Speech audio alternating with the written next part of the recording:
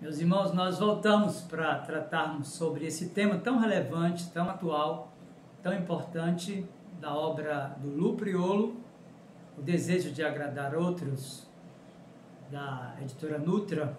E vamos para esse segundo momento. Eu quero inicialmente lembrar a você que nós já tratamos inicialmente na primeira mensagem, você pode encontrar aqui no canal, sobre alguns temas, ou podemos dizer, nós vimos alguns diagnósticos do distúrbio espiritual daqueles que vivem para agradar as pessoas. Então, nós vimos, por exemplo, e falamos inicialmente à luz da experiência das redes sociais, que o pior mesmo não é ser uma fake na rede social, não é uma mentira, se apresentar como uma coisa que nós de fato não somos, mas descobrir que a nossa vida inteira é uma invenção.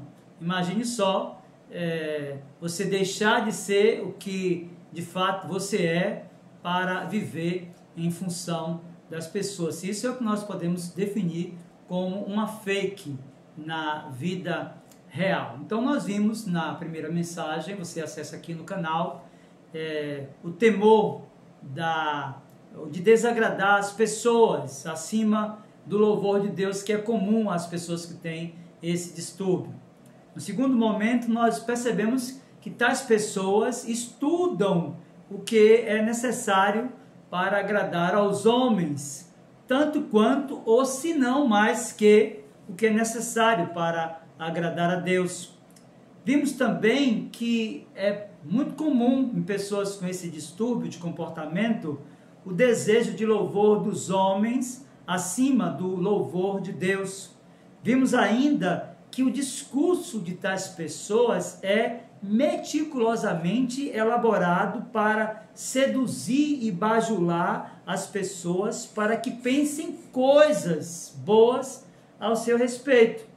E por fim, nós vimos que essas pessoas, elas fazem a acepção de pessoas, já que o desejo delas é aquele de agradar a outras pessoas. Então elas buscam pela seletividade relacional esta aprovação, seja na família, seja na empresa, seja no bairro, seja numa igreja. Então nós precisamos de ter cuidado sobre isso. Então nós já vimos aqui algumas características daqueles que vivem para agradar as pessoas. Esta é a segunda mensagem sobre esse tema. Mas nós veremos ainda, num segundo momento, que será que é certo, de fato, viver para agradar as pessoas? Alguém pode dizer assim, mas pastor, eu gosto de agradar as pessoas, e a gente não tem nenhum problema com isso, e não devemos ter enquanto cristãos. A questão é que, quando isso toma uma proporção de que você vive em função disso, em detrimento de agradar a Deus, então tem alguma coisa errada na sua vida. Então nós veremos aqui ainda para frente se de fato é certo viver sempre para agradar as pessoas. E por fim nós vamos ver aqui também os perigos de ser alguém que vive para agradar sempre as pessoas. Não é que você não deva agradar as pessoas. O risco é quando você quer agradar sempre as pessoas, porque entra a questão aí que envolve a verdade, sobretudo da palavra de Deus. Então vamos para o nosso segundo momento. Eu quero convidá-lo a abrir a escritura lá no livro de Provérbios, capítulo 9, versos 7, 8 e 9. Provérbios 9, do 7 ao 9. Abra aí a sua Bíblia e acompanhe comigo a leitura dessa porção da Escritura. O que repreende o escarnecedor traz afronta sobre si. O que censura o perverso a si mesmo se injuria. Não repreendas o escarnecedor para que te não aborreça. Repreende o sábio e ele te amará. Dá instrução ao sábio e ele se fará mais sábio ainda.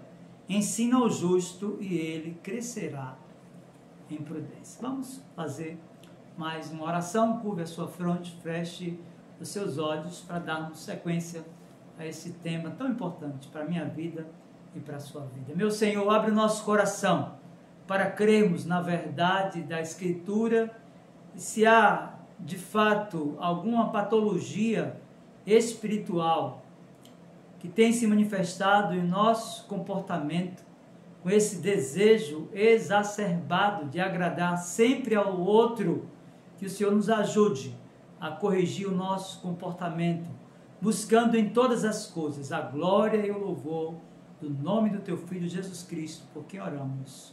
Amém. Muito bem, irmãos, então nós já apresentamos aqui algumas características, buscando o diagnóstico do distúrbio espiritual dos que vivem para agradar a Deus, e esse segundo momento nós vamos dar continuidade. Então nós já vimos 5 características buscando o diagnóstico do distúrbio daqueles que querem e que vivem sempre para agradar a Deus. Eu quero dar continuidade agora nesse segundo momento, nessa segunda mensagem, falando para você que tais pessoas, elas são demasiadamente sensíveis à correção.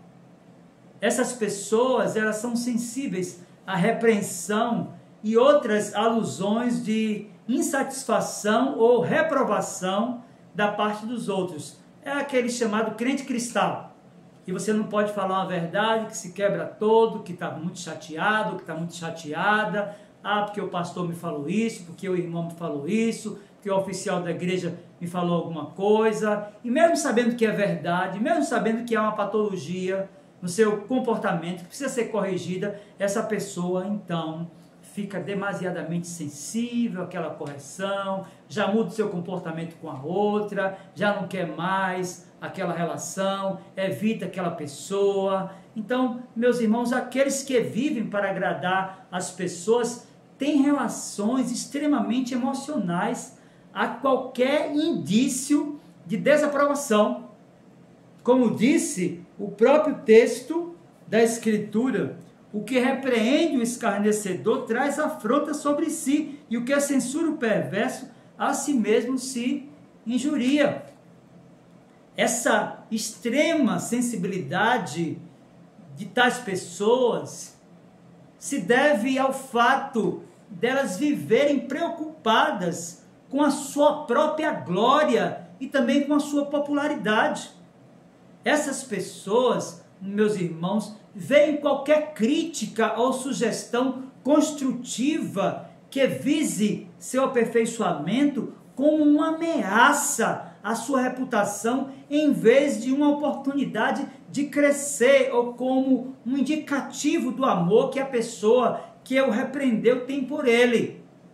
A ideia é de que esta pessoa, ou tais pessoas que têm esta patologia, elas veem na crítica algo sempre destrutivo. Elas nunca conseguem enxergar na crítica uma oportunidade de crescimento. Elas nunca conseguem perceber que uma crítica pode ser também construtiva, que uma crítica pode ser uma oportunidade para que você possa migrar de um espaço para o outro e para que você possa evoluir no seu comportamento e nas suas relações.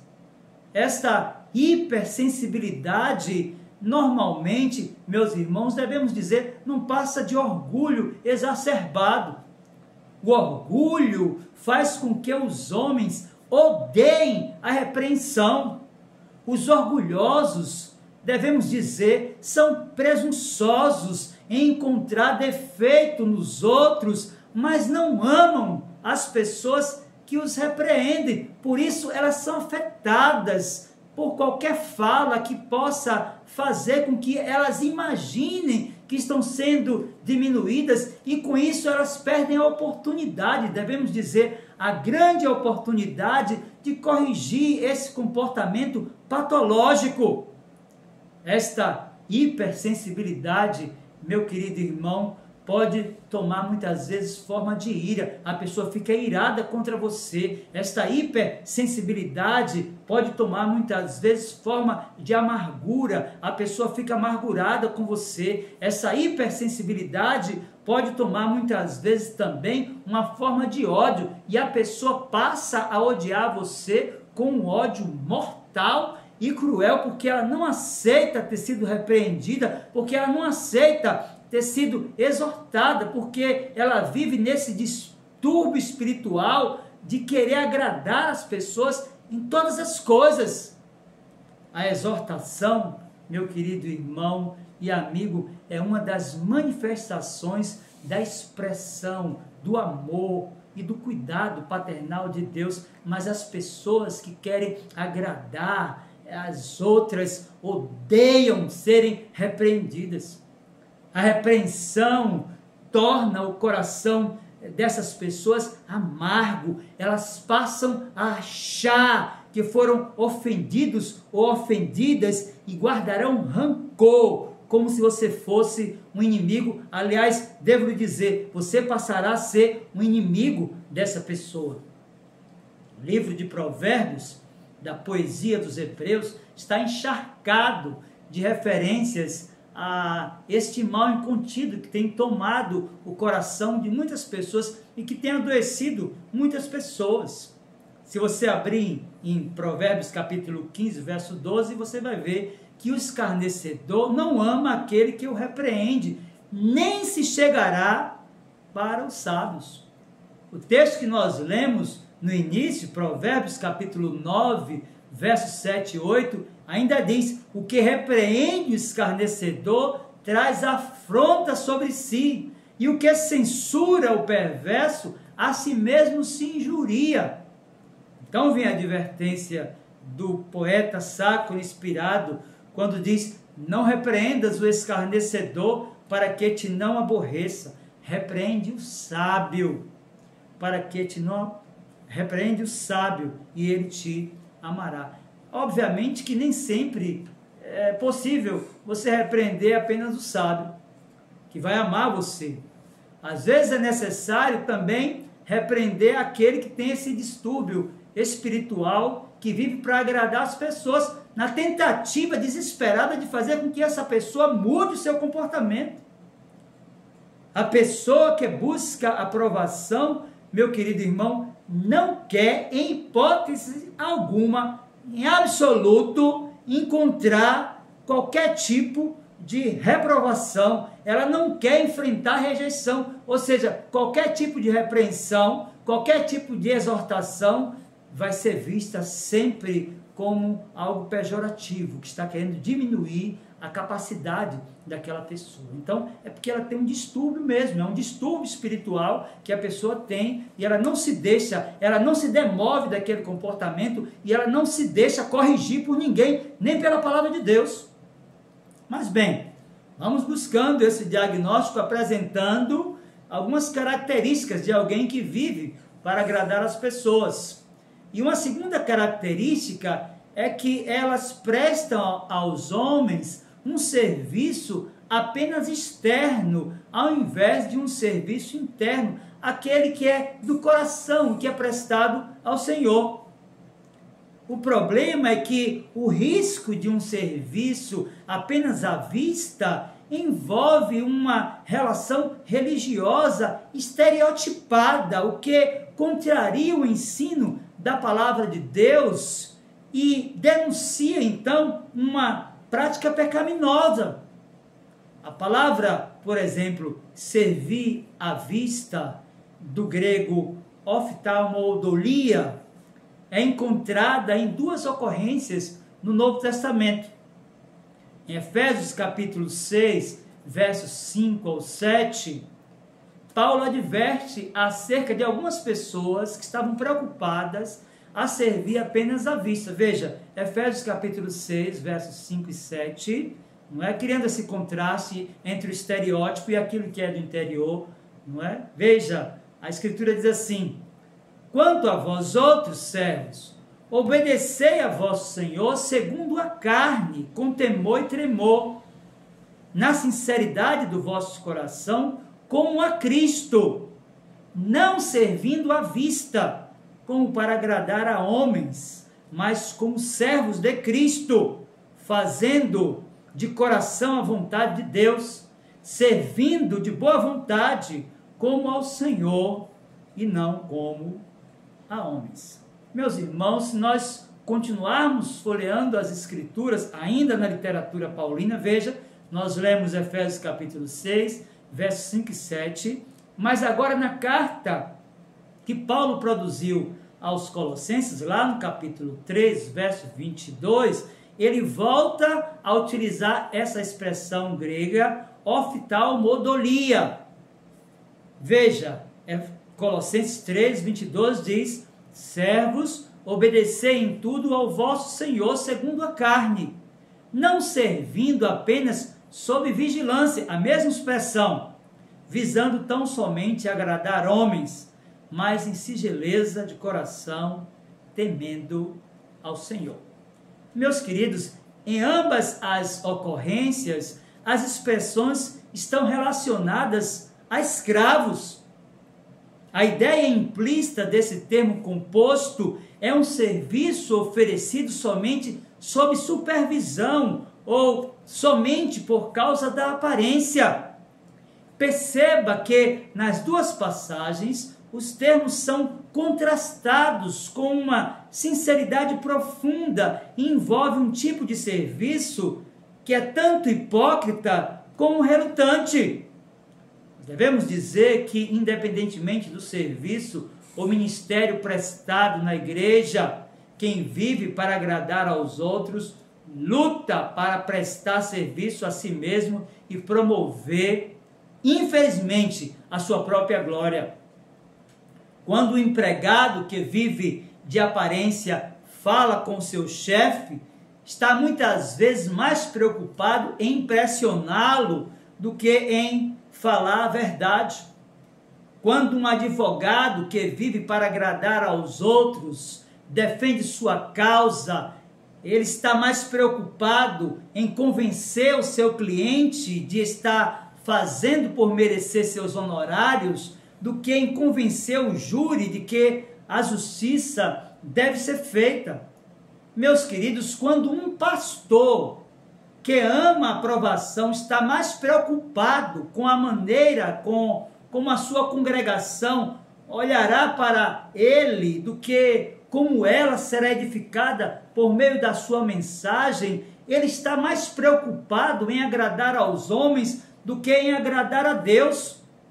Meus irmãos, o pastor demasiadamente preocupado em agradar aos homens se descobrirá lutando contra a tristeza profunda por ninguém cumprimentá-lo por sua mensagem ou por ter visto pessoas cochilando durante a prédica no culto. São pessoas que estão adoecidas. É muito comum nessas igrejas cuja mensagem é de autoajuda, nessas comunidades onde os pastores não confrontam o pecado e o comportamento patológico das pessoas, terem templos cheios.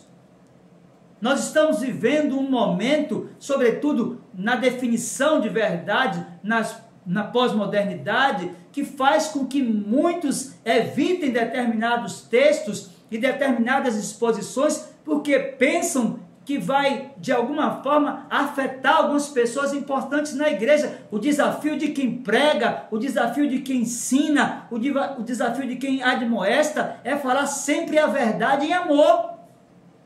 Quando um pastor que de fato ama a palavra de Deus, meu querido irmão, sobe no púlpito, ele deve estar disposto a anunciar apenas a verdade, para que Cristo seja honrado e glorificado. O ofício pastoral é o ofício da verdade, e nós somos exortados a sermos pessoas da verdade. Nós somos definidos como pessoas que vivem pautadas na verdade. Nós somos exortados pelo Senhor Jesus a sermos sal da terra e a sermos luz do mundo. E nós não conseguiríamos cumprir o que o nosso mestre nos mandou se nós não vivermos pautados na verdade da Escritura. Portanto, meu querido irmão, de fato, aqueles que estão buscando prestar aos homens um serviço apenas externo, ao invés de um serviço interno de coração ao Senhor, vão se ver em litígio, em conflito com o Senhor, que quer um coração compungido e contrito, que Ele não despreza. Mas vamos lá, vamos seguindo, buscando apresentar algumas características de alguém que vive para agradar a Deus, cujo diagnóstico desse distúrbio espiritual tem nos sinalizado alguma coisa. Veja agora que, em terceiro lugar, essas pessoas usam egoisticamente a sabedoria, habilidades e muitas vezes os dons que lhe foram dados para a glória de Deus, para a sua própria glória e benefício. Meus irmãos, não são apenas as oportunidades de ministrar que a pessoa que vive para agradar aos outros desperdiça, ela usa todos os dons recebidos pelo Senhor para a sua autoglorificação. Nós podemos definir esse comportamento como um comportamento de autoidolatria, da pessoa que ama a sua imagem, que ama as suas qualidades. Já é muito ruim alguém se achar responsáveis pelas bênçãos e realizações da vida quando nós nos deparamos com situações em que as pessoas estão buscando a sua própria glória. Pior ainda, meu querido irmão, é usar essas bênçãos para promover a própria glória e reputação no lugar da glória e reputação daquele que é realmente responsável e doador desses dons e desses carismas. No entanto, meu irmão, é isso que faz continuamente aqueles que querem agradar aos outros. Eles se apropriam dos dons e talentos que o Senhor lhes deu para a glorificação da sua própria imagem, para a idolatria da sua própria imagem. Então nós precisamos pensar que de fato o Senhor tem nos dado dons e talentos e nós precisamos de usá-los para a sua glória. Nós devemos, de posse da consciência de que temos habilidades que podem ser utilizadas para a glória de Deus, nos perguntar qual a origem das bênçãos que recebemos na vida. Meus queridos, tudo que temos e somos vem do Senhor. Portanto, este dom, ou esse talento que Deus lhe deu, deve ser para servir a Ele, para glorificar a Ele, e não para a sua própria glória e para o seu louvor, o seu benefício. Tiago, o irmão do Senhor, lá na sua epístola, capítulo 1, verso 17, disse: toda boa dádiva e todo dom perfeito são lá do alto, descendo do Pai das luzes, em que não pode existir variação ou sombra de mudança. Esse texto nos conduz a uma pergunta: quais são as boas dádivas de Deus que são mal utilizadas pelos viciados em aprovação? Meus irmãos, nós poderíamos aqui elencar muitas. Eu selecionei apenas algumas. Eu selecionei aqui 10 dessas dádivas que alguém pode ter recebido e que deveria ser utilizada para a glória de Deus e que muitas vezes é para exaltação e glorificação da própria imagem. Por exemplo, tem pessoas que receberam a graça da riqueza pessoal e não usam para a glória de Deus. Tem pessoas que receberam a graça da beleza física e fazem disso um meio de exibicionismo. Tem pessoas que receberam dons espirituais e se tornam vaidosas e se sentem melhores do que outras em certas comunidades. Tem pessoas que receberam, pela graça de Deus, o dom da sabedoria e usam isso para a sua própria glorificação.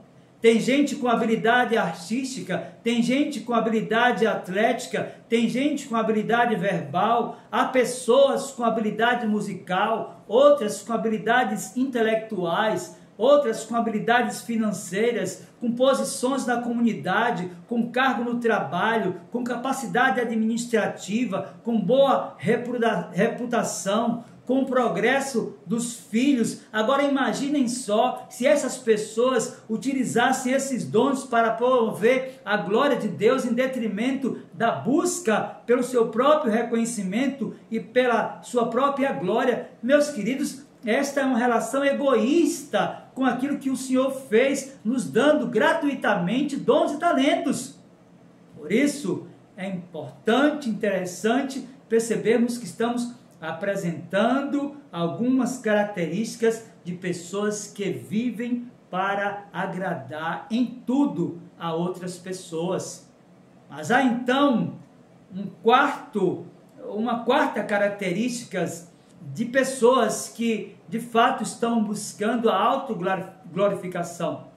Essas pessoas investem em seus recursos pessoais, em sua própria honra, não se importando quase nunca com a glória de Deus.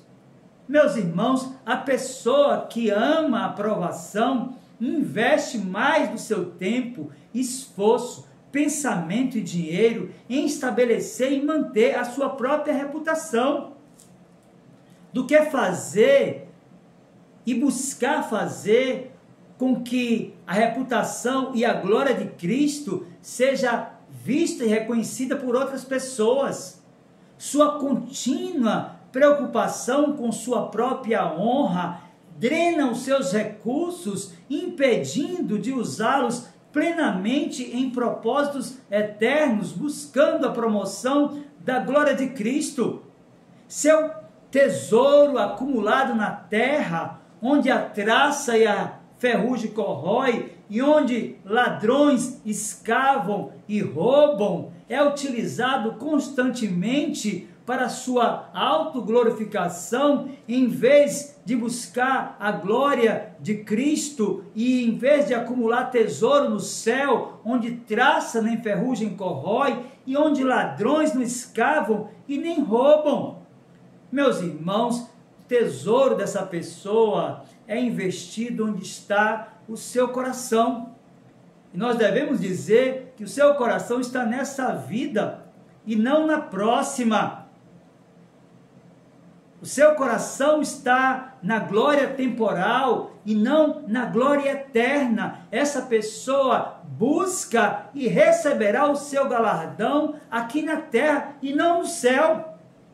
Meus irmãos, alguém orgulhoso dará mais para a sua própria honra do que para Deus. Será mais generoso em doações que promovam visibilidade do que para pessoas realmente pobres e necessitadas. Nós precisamos de pensar que nem sempre a atitude externa está vinculada a uma condição interna e do coração. Há muitas atitudes que são meras formas de exibicionismo. Por isso, devemos buscar diagnosticar esse distúrbio espiritual dos que vivem para agradar a Deus. E em quinto e último lugar, eu quero dizer para você que tal pessoa está sempre descontente com a condição e proporção que Deus lhe designou. Pela condição, meu querido irmão, entenda-se o estado de ser da pessoa, desde sua condição clínica, sua capacidade cognitiva, sua posição social ou qualquer outra coisa que possa fazer com que a pessoa o estime mais. O idólatra que vive à procura de aprovação, cobiça as bênçãos geradoras de honra que Deus deu a outros, como se todos os propósitos de Deus girassem em torno de conceder honra a Ele. Essa pessoa nunca está satisfeita com o que tem. O fato mais triste sobre pessoas assim é a certeza de que elas jamais estarão satisfeitas, contentes, extremamente prazerosas com aquilo que Deus já fez na vida dela. Ela ama o dinheiro e jamais conseguirá se fartar dele. E quem ama a abundância, nós devemos dizer, nunca se fartará da renda. Foi isso que o poeta sacro inspirado falou, está registrado lá em Eclesiastes capítulo 5, versículo 10. Meus queridos, para concluir essa segunda mensagem e criando uma conexão com a primeira, e diante do que vimos até aqui, é possível que você esteja se perguntando se é possível de fato se libertar de um comportamento tão escravizante. Para conhecer os meios para isso, meu querido irmão, eu lhe convido nos próximos vídeos a compreender o que você deve fazer para vestir-se da humildade do nosso Senhor Jesus Cristo. Só assim você fugirá desse comportamento patológico e de autoidolatria, que é o desejo de agradar a outros em todas as coisas. A minha oração e súplica é que Deus, por sua graça e poder, aplique a sua palavra ao nosso coração.